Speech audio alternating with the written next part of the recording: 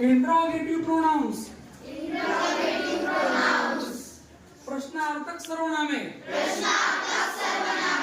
बघा, प्रश्नार्थक सर्वनामे. Interrogative pronounce म्हणजे काय, तर वाक्यात आलेल्या जे वाक्य असतं ना, वाक्यात आलेल्या सर्वनामामुळे, कोणते सर्वनाम असेल, जर प्रश्न विचारला जात असेल, है की नाही, मी प्रश्न विचारतोय, या ठिकाणी विचार बघा, what is your plan for today, तुझी आजची काय प्लॅनिंग आहे, नेमकी काय करतोस तू नेमका आज, हा विचारला जात असेल तर अशा सर्वनामास इंट्रोगेटिव्ह प्रोनाउन्स म्हणजेच प्रश्नार्थक सर्वनामे असे म्हणतात. मग इंग्रजीमध्ये अशी प्रश्नार्थक सर्वनामे कोणती आहेत की ज्या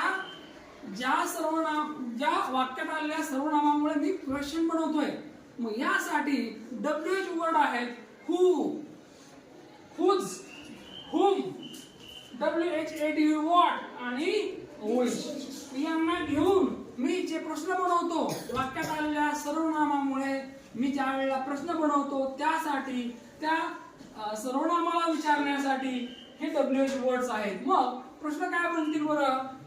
हुज पेन इज दिस. जसं पहा, माझ्या खिशात पेन आहे, I have a pen and I don't know whose pen is this. हा पेन कुणाचा आहे? So then I ask a question to my students, yes my dears, whose pen is this. आणि मग तुम्ही उत्तर द्याल, sir this is my pen, this is my pen. Yes, correct. Whose house is that. ते घर कुणाचे आहे? Whose house is that.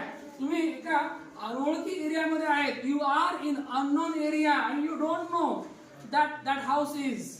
मग तुम्ही प्रश्न विचाराल, whose house is that. Okay, who are you, who are you. त्यानंतर काय बरं, what is your plan for today, what are you doing, what are you watching, okay, what are you eating. बरोबर आहे sir?